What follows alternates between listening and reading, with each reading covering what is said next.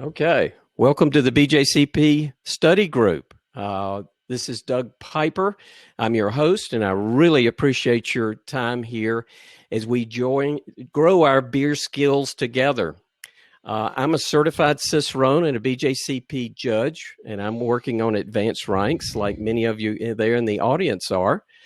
And the beer study groups are the way that I am kind of sharing what I'm learning on my beer journey, and I hope that it helps you on your beer journey. Today, we've got John Palmer, and John has graced us with several webinars so far. And John, we really appreciate you being here today. Thank you. Well, my pleasure. Thank you. And I'm getting a little feedback here from something. Okay, see if that goes away. Okay. Yes, that's perfect. Cool. So today, John's going to help us go through the diastatic and proteolytic enzymes question. But first of all, there's just a couple of things that I want to go through. First of all, the single most important thing is neither John nor I speak for the BJCP organization. John knows a lot. I don't know anywhere near what John knows, but neither of us speak for the organization. So please take all this as just educational aspects that we're just trying to help each other. I would also say that if you can't hear, and people I know have those issues, double check your mute and your volume control. You wouldn't be, let me try that again. You would not be surprised how often that happens.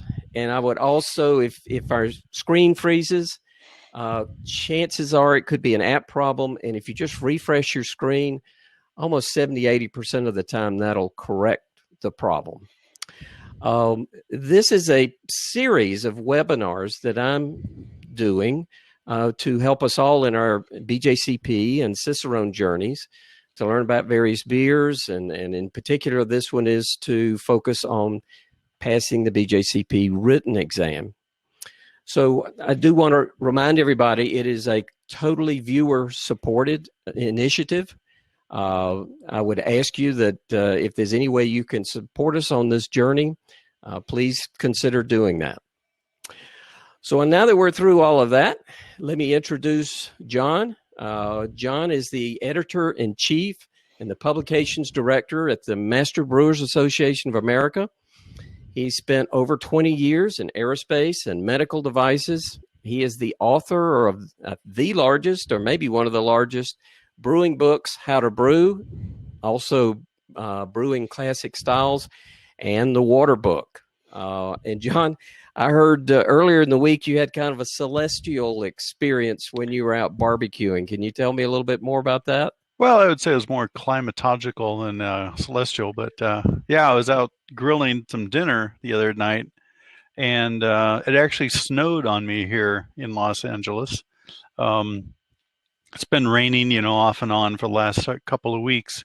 And it's been cold the last few days, and this big cloud just kind of came over the mountain and started snowing on me. So, the sun was shining, and the air temperature was around 40 degrees where I was, or at least that's what the thermometer was saying. It was snowing. It didn't last long, but it definitely snowed. So what were you barbecuing? Some skirt steaks, I believe. Yeah. Ooh. Some carne asada type steaks. Yeah. Well, that sounds mighty good. Well, let's jump into the webinar, John. The primary question we're trying to answer today, as you well know, is discussing the role of proteolytic and diastatic enzymes. Yep. And we need to focus in on, as far as the BJCP question's concerned, 40% of this is the role in the brewing process. The other 40% is its impact on the characteristics of the finished beer. And last but not least, 20% is defining the enzyme. So how would you guide us as we are preparing for this test to help us really understand those enzymes? Well, I'll pull up my presentation here in a second, but yeah, basically you have two classes of the enzymes. You have the proteolytic enzymes, which are the protein acting enzymes, and you have the diastatic enzymes, which are the ones that convert the starches to sugars. So, but I find both the enzyme question and the mashing question really tie together. And in fact, you really can't talk about one without talking about the other. And you can't talk about either without talking about malting first. So I know that y'all just listened to John Mallett on Talk About Malt a couple of weeks ago, but I thought it'd be a good refresher to go through the malting process so you understand what's happening during malting and what the role of these enzymes during malting and mashing are. So let's get into the slides. Well, John, I just realized in my haste to get into this, I skipped the most important part. the calibration, eh? Yeah, All I right. apologize for that. No worries, I no worries. apologize. Can we still start with that? Yep, I've got my Bell's Porter here All and right. my tasting glass. There we go. Well, I'm going to open mine and fire away. Okay. Refresh mine here. This is a American porter. A lot of people have trouble differentiating between porter and stout, and for good reason. They're very similar styles. Once upon a time, the only difference was just the name. They're fundamentally the same style of beer. These days, they're a little bit different. Porter is characterized by more, or I should say, less roast character than a stout. Definitions change, but to my mind, the difference between porter and stout is that stout has roast barley character. Porter should not. Porter has the color and has some sweet and caramel and chocolate malt notes. It does have a roast character, but that should come from like a black malt as opposed to, say, a roast barley, which is a very subtle difference, I agree. But the predominant character should not be roast. It should be more of a mixture of dark crystal, chocolate, burnt marshmallow, just a hints of roast, hints of coffee. Now, this particular porter has a very nice aroma. A little bit spicy. I would almost say that it smells like root beer. There is a slight sweetness. There's a slight spiciness to the aroma, which I don't think comes from hops. Yeah, it's a very enticing aroma.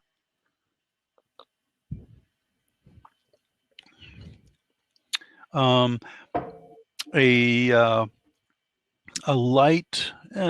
lighter body than a stout. Clears the palate quickly. There's definitely malt sweetness in the flavor. No lingering roast on the tongue. Slight hop flavor. Again, I would characterize that more of a spicy character, which may come from the yeast as opposed to the hops. I'm not real sure, but yeah, good medium body, clean finish, a little bit sweet, lingering bitterness in the back of the mouth, but overall a very nicely balanced beer.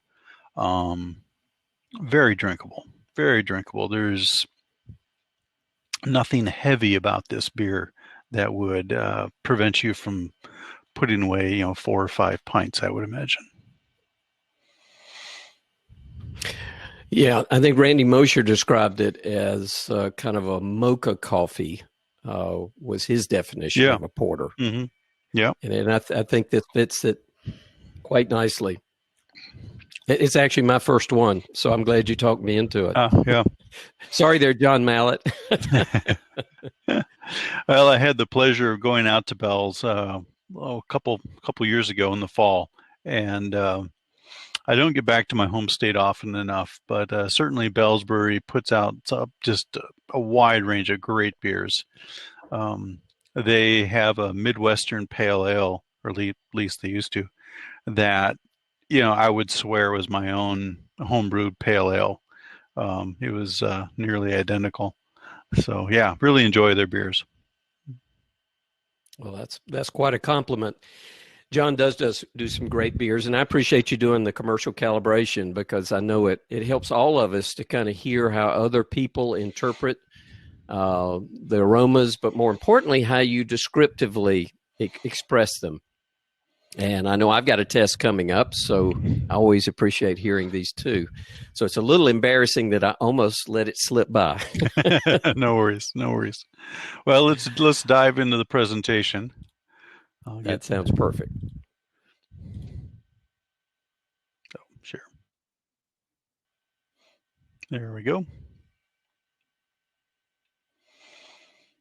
So let's go to the question. Define the diastatic and proteolytic enzymes, discuss their roles in the brewing process and how they affect the characteristics of the final beer. Define each enzyme, discuss their roles, how they affect the beer. And like I said, we really can't talk about enzymes without talking about mashing. But first, let's cover the first question, define each enzyme. So your proteolytic enzymes work on the proteins. They work to break down the endosperm of the barley and release the starch granules. The starch granules are what the diastatic enzymes work on. Now we have two classes of proteolytic enzymes. We have the proteases and the peptidases. Proteases mainly make the large insoluble storage proteins into smaller soluble proteins, okay? Large insoluble to smaller soluble. From there, those proteases, and there's like 40 different proteases and peptidases. I mean, we're talking about, a class of enzymes, not just one. It's a whole group. It's like talking about cats. We're talking about many, many, many types of cats with the proteases and peptidases. Okay. So your peptidases then take these smaller soluble proteins and start cutting the tips off to make amino acids. Okay. The peptidases can't do their work if the proteases don't break the large proteins and soluble proteins down into smaller soluble proteins first. Okay. So 50% of the total protein now, in barley, we're saying there's an average of about 9% protein by weight in the barley kernel. So 50% of that 9% will be solubilized during malting by these enzymes. Only 20% more of that protein will be solubilized during mashing. And then about 3% of that total 70% soluble protein will become free amino nitrogen. Okay, so that's how this protein breakdown works along those lines. Next, we come to our diastatic enzymes, and of course, these are the ones everybody talks about. Your diastatic enzymes convert the starches to sugars, and you have your alpha amylase, which cuts the starch chains randomly at any point along the chain, except next to the branch points. Then you have your beta amylase, which creates maltose, and it nips these maltose molecules from the ends of the starch chains. Finally, there's limit dextranase, which is a very, very important enzyme. and it cuts the branch points. So in the starch world, you have very large starch molecules, many branches, many chains, and alpha can go in and start breaking those very complex chains up into simpler chains. Beta can come along and start nipping maltose off, but when it comes to a branch point, it has to stop. Limit dextranase can break up those branch points and release more straight chain starch molecules that beta and alpha are freer to work on. So all three of these enzymes, these diastatic enzymes, work together to break down and convert the starches to sugars. So no malt, no mash, but if you know malt, then you know mashing. So malting, enzymes, and mashing are all interrelated. And I want to take a step back now and let's talk about malting. Help you put this in context. So what is malt? Well, barley is a seed. It is a cereal grain. And malting is a process of partial growth. You soak the barley in water to germinate it. You let it grow a little bit. Then you dry it to stop that growth. And then we kiln it, toasting or roasting, to develop more flavor into that malt. And then this dried malt is delivered to the brewer. So malting is a partial germination and growth process. Gotta get over here to, oops. Okay. So why do we malt barley in the first place? Well, it's important to understand that raw barley seeds are as hard as little rocks. You can't really eat them. It's just like trying to eat dried beans. You'd break your teeth on them. So when you soak them and you hydrate them and cook, and then warm them up, then they start this germination process that results in an overall softening of the kernel, and which allows the enzymes to act on it and makes it much easier to eat. But of course, why would you want to eat it when you can actually brew with it? Here's a diagram of a malting house. So the first step is that the barley is steeped under controlled conditions to allow it to absorb about 45% by weight of water. And that initiates the germination process. Now for germination, the malt is moved over from the steeping tank to a germination bed, which you see down here. Here's a diagram. The barley is now internally releasing enzymes. It's starting to modify to break down that endosperm and release those starches. And rootlets will grow.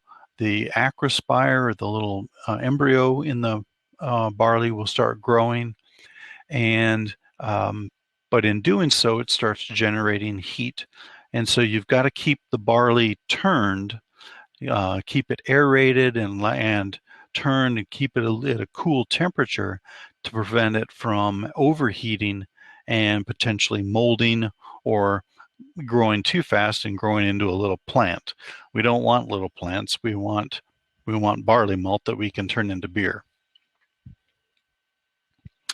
Let's compare unmalted barley versus malted. The unmalted is a very hard, glassy protein carbohydrate matrix that we call the endosperm.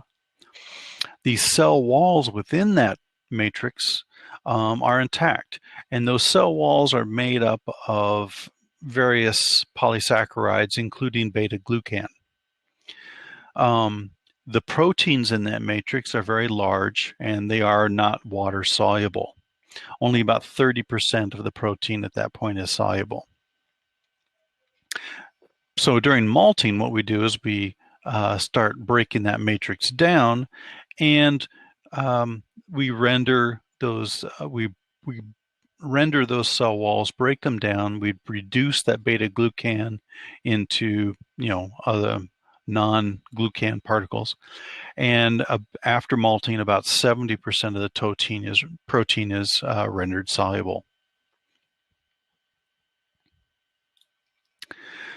So the barley kernel, the endosperm, contains these starch granules in the protein carbohydrate matrix.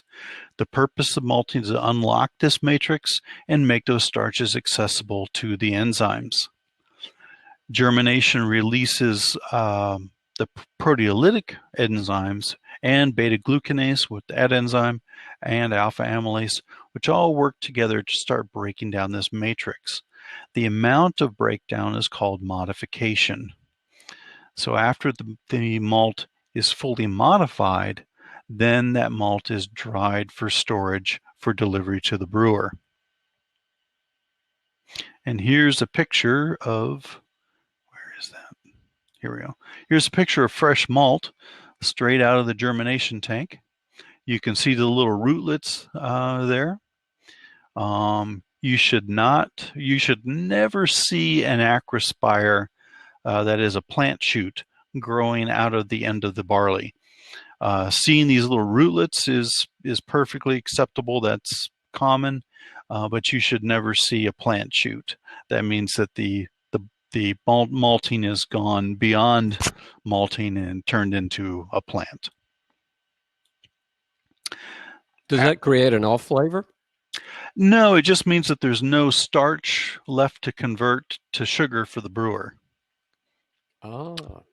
So, yeah, we want that sugar, not the plant. We don't want the plant to have it. So, kind of selfish, but oh well. After germination, and then the malt is dried, and the total drying and curing time is typically between 18 to 24 hours. That is simply kind of that curing process. Let's see. Well, I'm getting ahead of myself. We want to reduce the moisture content to about 4%. So we'll start out drying it at a very low temperature, like 50 degrees C, which is like 120 Fahrenheit. And then it finishes about 85 degrees C, which is like 185 degrees Fahrenheit, something like that. And then once we're down to around, I think it's 5 to 6% moisture, then they talk about curing to get to that final 4%, and that can be done at higher temperatures, anywhere from 75 to 105 degrees Celsius, right? And basically up to 220 degrees Fahrenheit. And this is at this stage is when you're differentiating the kind of malt you're making. If it's a Pilsner malt, it's going to be a low temperature cure. If it's a pale ale malt, it'll be a little higher temperature cure. If you go on to make a Vienna, that's even higher temperature, and you entered into the kilning range, then higher than 105 degrees. Same with Munich malt, again, a little higher temperature yet. I'm getting a little bit off on a tangent there, but so we're talking about malting. We're talking about the breakdown of the endosperm to release these starches and make them available for the brewer. It's important to understand that mashing and malting are two parts of the same overall process of making these sugars available to the brewer. The more you malt, the more you modify it, the less you have to mash. And if you malt too much, you now have a little barley sprout that you can use in your salad. So modification describes the degree of malting, in other words, the degree that the endosperm has been broken down. One aspect of modification that's used to gauge it is the protein degradation. And we talk about the percentage of proteins that are now small enough to be water soluble. And so on malt analysis sheets, you'll see this described as the soluble to total nitrogen ratio, the ST ratio, or the Kolbach index. All the same names, or different names for the same thing. Soluble to total nitrogen or Kolbach index. And that's a John, percentage. Yes? while you're switching slides, Mm-hmm. I did want to remind everybody, we do have questions, and the Ask a Question field is at the bottom. I see we have about 8 questions. Because we have another webinar right after this, we could be kind of tight on our timing. So I would encourage you that if you see a question you would like to have answered, vote that. Everybody has one vote. So push it up to the top, and that will help. Okay. Thanks, John. We'll keep going. All right. So we'll talk a little about the soluble to total nitrogen ratio.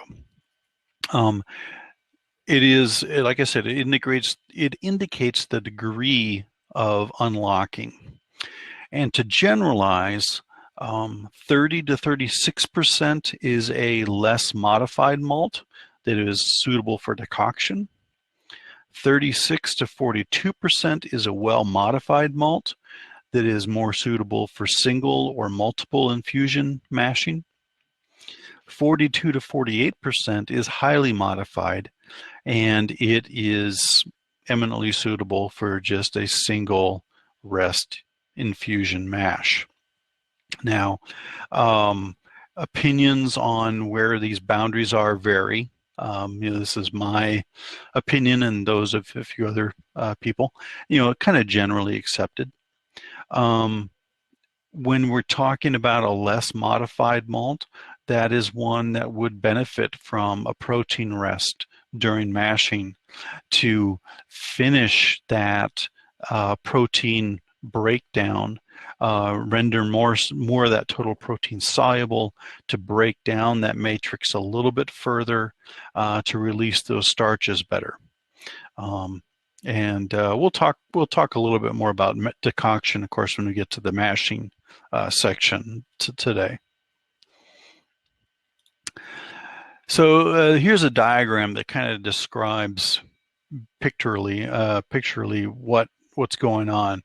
If you imagine this box and sphere as being the barley kernel, the cube on the outside is the husk. Inside the endosperm, you have the endosperm that is the sphere, and it's a very ordered and rigid matrix that's composed of both large starch granules and small starch granules. The small starch granules outnumber the large, so they make up about 70% of the total starch in the endosperm. And they often have a higher gelatinization temperature than the large starch granules, if I remember right. All of this is in How to Brew, so I never memorize it too well. I just look it up in there. Okay, so after malting, the husk is still intact, but now the endosperm has been broken down. And so you can see how I've changed the solid sphere to a dotted sphere. And you can see how the starch granules are a little more random with the, both large and small. And we have this nice unlocking icon here to help drive that point home. So that, the purpose of malting is to unlock the endosperm, break down those cell walls, and make those starch granules more available to the brewer. We aren't converting them yet. That will be done during mashing, but we're just making them available. Let's see, here's our final slide for this section. Some electron microscope, and you can actually see the cross section of the barley kernel and the endosperm, and then a close-up of that endosperm.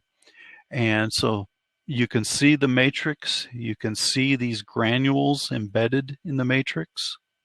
Here's some of the smalls. There's some of the bigs. It's quite a little structure. So the next slide is the mashing slide. But before we go on to that, I thought maybe we'd address some of those questions. So, Doug, do we have those?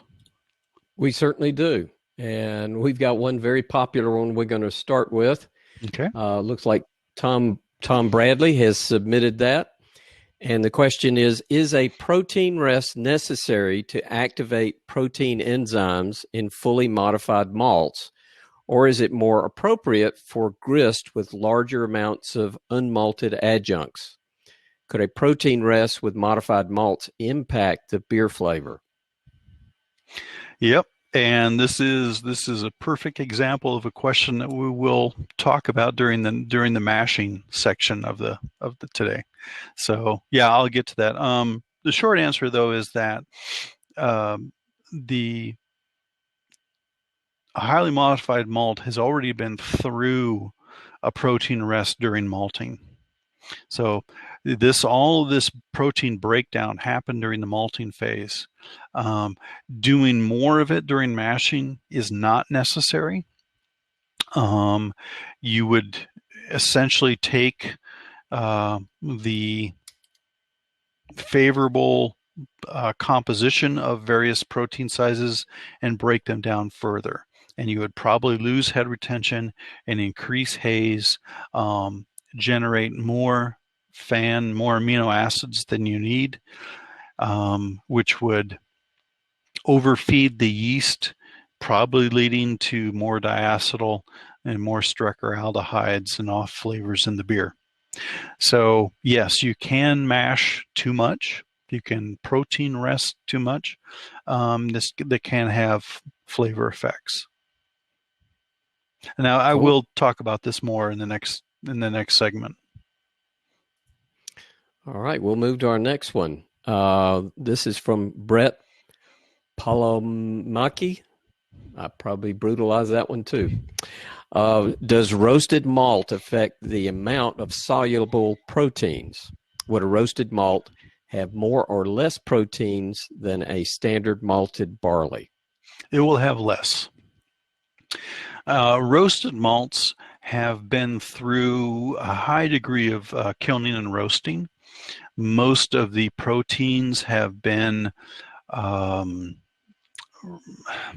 pyrolyzed, reacted with sugars, that are present in the barley. They've been through Maillard reactions, which reacts amino acids with sugars. So, yeah, a lot of those soluble proteins have been and sugars have been reacted with each other, and so they're really not available to what they were before in their different form. So yeah, roasted malts have much less than base malt. Can you scale it? I mean, half, a third, just as an approximation. I'm guessing, wild ass guess. Probably like a third. Yeah. Yeah. All right. We have another one here from Thomas, and I'm going to do my best to read it, but there's some words there that I probably will not pronounce correctly.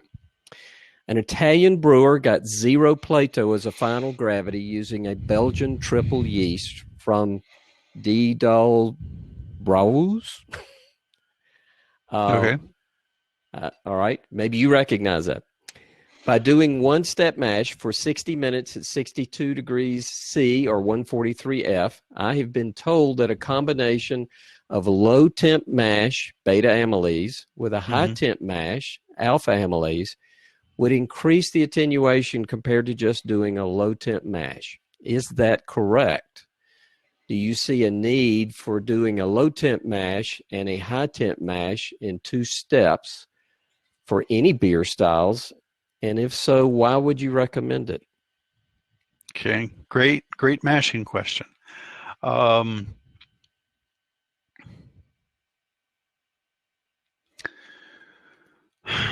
Let's hold off on that one until the mashing section, because then I'll have gone through the rests and what have you. So it'll be easier to address and have everybody on the same page then. Okay, so Thomas, if you wouldn't mind, repost that on the next webinar. I will try and go back to it if you're not there. Yeah. But the best way to make sure it's there is if you'd repost it. Yeah, we'll get to it in about half an hour. For a German Weiss and other variants of the German wheat styles, what kind of mash temperature or mash steps would you recommend when using fully modified malts? Is a protein rest useful for these styles mentioned when using fully modified malts? No. Again, a fully modified malt has had that protein matrix fully broken down. The starches are ready and available. They will convert quickly with a single temperature rest in the saccharification range, which is around about 65 degrees C. And we will talk about that in a few minutes. You had warned me. These are so interrelated. Yes. Well, we are trying to keep these separated. So Yeah. I appreciate everybody's patience there. Yeah. Scroll through the questions and see if you have any that are like enzyme specific rather than mashing. All right. So degree of malting affect various protein activity. That's getting there, I think. Yeah. So yeah. how does the degree of malting affect the various protein activity available for mashing? Okay, so the degree of malting is the modification. A less modified malt has more protein that hasn't been broken down. It does benefit from a protein rest during mashing to allow those proteases to work some more and break that the cell walls and the endosperm down to release the starches. Keep in mind the goal for the brewer is to release the starches. The protein modification that happens along the way is kind of a given. And the basic, I guess the basic way to look at that is to say that if those starches are available, then protein modification has happened and there will be good foam and sufficient amino acids for the yeast. That's just kind of a given that has happened. When we talk about doing a protein rest, it's because those starches have not been fully released yet. So we're kind of taking a couple steps back, finishing that process that today fully happens during malting, doing that rest, and then getting to our official starting point, which is starch is fully released and ready to be converted to sugars. Good question. Next one looks like Vincent.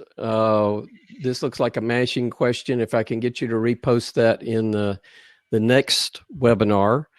So another one from D.A. Brewster. Is it possible to make malt protein 100% soluble? Yes. But if you do, you run the risk of breaking down everything that's already been released into amino acids. So, yeah, it's, if it's like, you picture a sand hill and you want to lower the top of the hill, or you want to spread out it all moves at the same rate. And so the more, if you're trying to like reduce the height of the hill without spreading it out, it's not going to work. It's going to spread out. I guess that's the best analogy, I guess, to what we're saying. If you do render all of the protein soluble, you're going to end up making a large part of that protein into amino acids, which you start running into those yeast and fermentation issues, too many strikeraldehydes, too much diacetyl, and yeah, I mean, everything in brewing is interrelated. So we've kind of found the avenue that works, and if you try to deviate too much outside of that, you open yourselves up for other problems. Another good question, directly related to, I think, the enzymes. What is the difference with a floor malted barley? Not much from a modification point of view. Here's an interesting factoid. It used to take about 7 days, a couple hundred years ago, to fully malt barley. Today it takes about 4 days. And this is a result of better barley variety breeding, a better understanding of what's going on during malting. That is, we can gauge the status of the barley better, so we know when it's ready to malt. We're better at malting. So floor malting is a more historic and older process. You're doing the same thing that you do in the modern steeping tanks and germination tanks, but it's more labor intensive. Now, because what you've got to do is you've got to soak the barley, and then you've got to pull it out manually from the steeping tank or dump it out onto a floor, spread it out, and then manually turn it with shovels and rakes and keep that active and aerated and cool, keep it moving. Whereas we can do it automatically within a Saladin box or a modern germination tank. So there's not a whole, I mean, it's a difference of manual versus automated, really, or at least on the face of it. The other thing that may come into play with floor malting versus modern malting, tank malting, is the microflora. And, we in the 55 to 60 degree Fahrenheit malting rooms, whether you're in a tank or on a floor malting, there are bugs, microflora, lactobacillus, and other microflora that are in the room and on the surface of the barley, survive through steeping because that's not hot, that can impart flavors. And so there are beer enthusiasts and malt enthusiasts that swear that part of the character of Maris Otter base malt and other floor malted varieties comes from the floor malting process itself in these old malting houses that have been in operation for the last 150 years or so, that they develop their own biology and resulting flavor. So that's an aspect of malting that is probably quite real.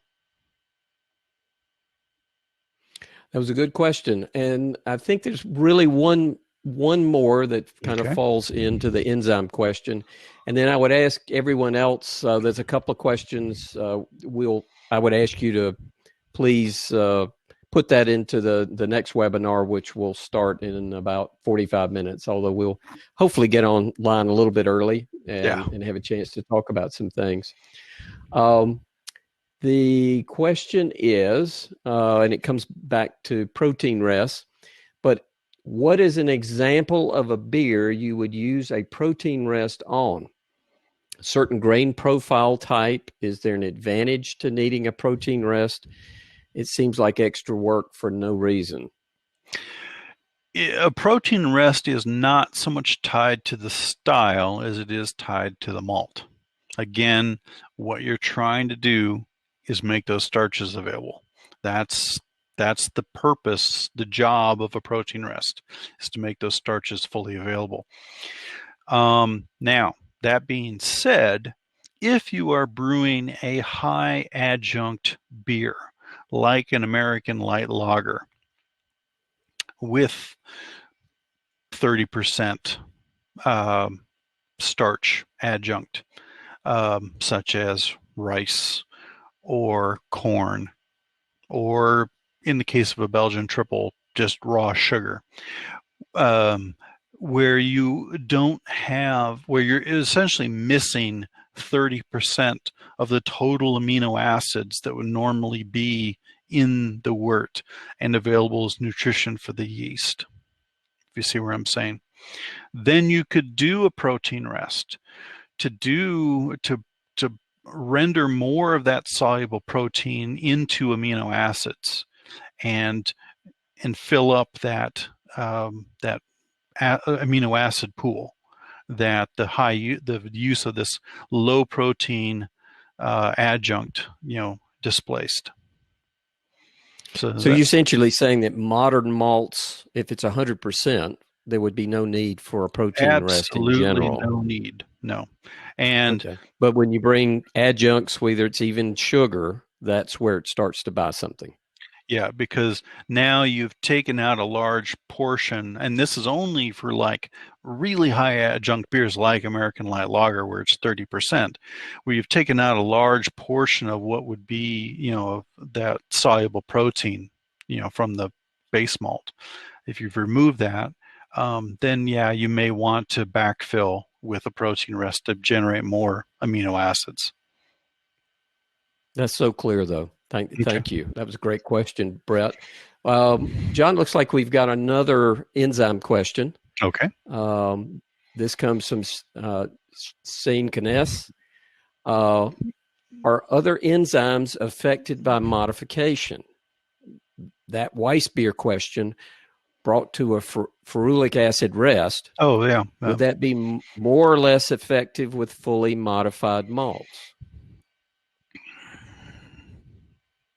I'm not an expert on Hefeweizen and ferulic acid rests because it's not a style that interests me a whole lot, I'm sorry to say.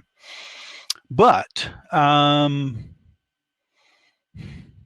so the ferulic acid rest is designed, or not designed, but it does encourage the formation of ferulic acid. I forget what the enzyme or chemical is that's active there that does that. But the problem is with that temperature, which I think is around 110 to 115 degrees Fahrenheit, that also is the same temperature range for lactic acid bacteria growth, like poxygenase, which is an oxidation of fatty acids enzyme. It's a great question because there are a whole host of enzymes that are active in the kernel during malting and mashing that really aren't associated with the brewing process. They're there for the plant. They're there for the purpose of growing the plant, which we aren't interested in. It's like, go away. But for us, so our single-minded focus of releasing these starches, there is other things going on, and one of them is that ferulic acid rest. There is the lipoxygenase, which is fatty acid oxidation that ties into the whole hot side aeration issue. Like I say, lactobacillus growth in the mash at those temperatures. So I've kind of lost track of what the original question was. Essentially is the ferulic acid affected if the malts are less fully modified or fully modified? How is ferulic acid affected by modification or degree of Okay, no, modification? I okay, think is the I get it. question. I get it. I don't know. Like I say, I'm not an expert on this style. I think the modification doesn't really affect that. Whether it's, I believe that component is kind of independent of the endosperm, but I could be wrong. Okay, and Sean, if I didn't clarify correctly, please post something maybe in the chat, and we can come back to that. We've got one more, looks like enzyme question, and then we're probably going to have to take a break, give John a chance to get ready for the next webinar. And if we get on early enough, we might be able to tackle some of these questions then. Okay. What is the enzyme lifetime as a function of water to grist ratio? That's interesting.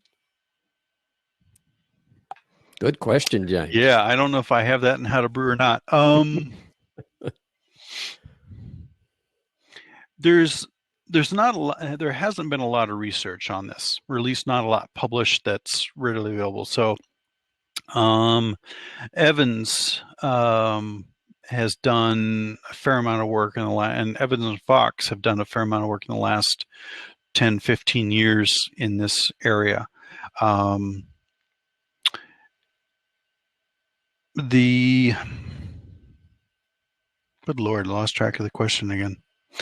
The enzyme lifetime is a function Yes. of water to grist ratio. So water to grist ratio is a small effect on enzyme life thermostability. Other factors are greater.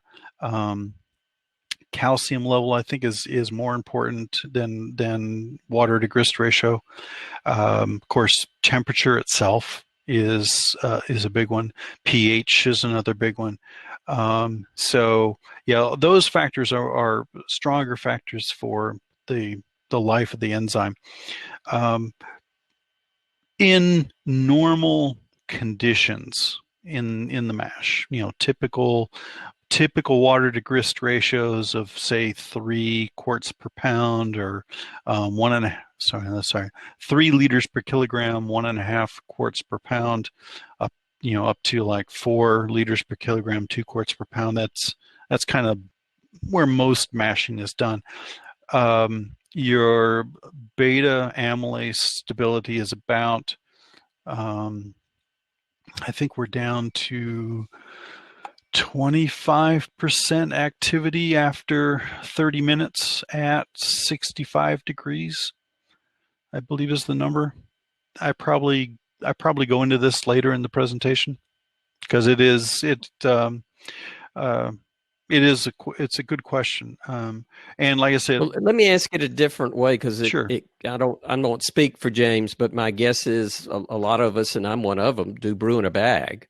Mm-hmm. And there's always the debate there of just how much water you can get away or how little water you can get away with to make brew in a bag. So it sounds like your guess would be that the enzymes are really not affected by the water to grist ratio. It is an effect. It's not a strong effect. Okay. And so, in brew in a bag, you can have very high water to grist ratios, 6 liters per kilogram, 3 quarts per pound, for example. That kind of ratio is not recommended generally because essentially you are thinning out the enzymes. You are with the higher water to grist ratio, if you look at thermodynamics, water has higher heat capacity than the grain. So you're kind of saying that the water per unit volume is hotter in a higher water to grist ratio mass than it is in a lower water to grist ratio mash. So they're saying that your enzyme longevity is negatively affected by higher water to grist ratio. That being said, if you look at the success of brew in a bag as being conducted with modern malts, not a problem. I mean, people are brewing with brew in a bag all the time. I've brewed with brew in a bag, and we're nailing our numbers as far as total yield and fermentability.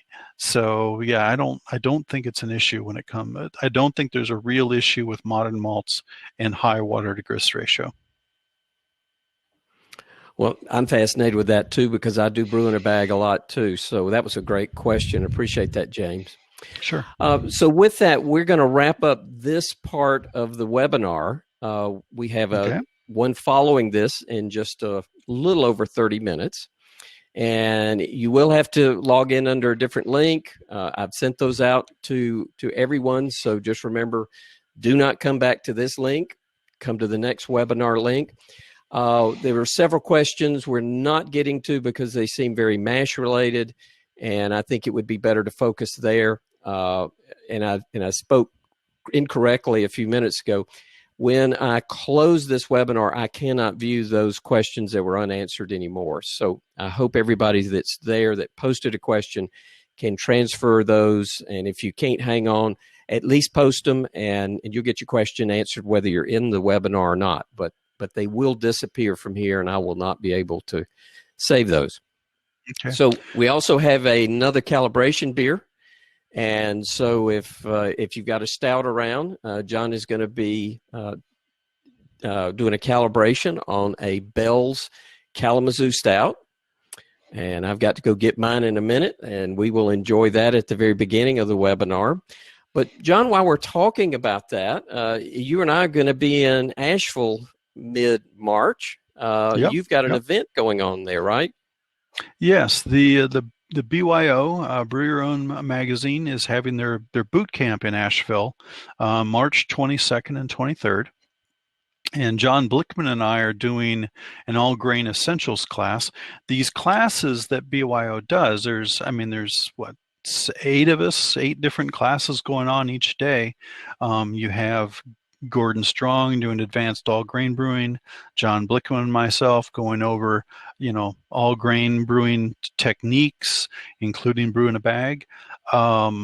People like Ashton Lewis talking about mashing in chemistry. You have Denny Kahn, Drew Beecham, and Marshall Schott are going to be there. They're doing their talks on innovative brewing and so on.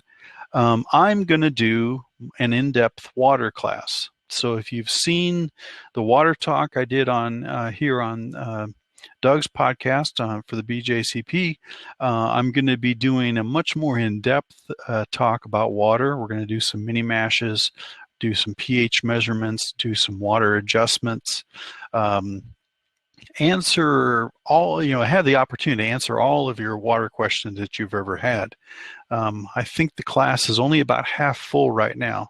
So there should be another 15, 20 spots available to sign up.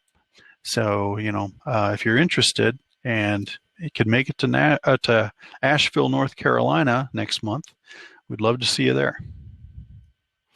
And so to facilitate that, and by the way, BYO is not sponsoring this.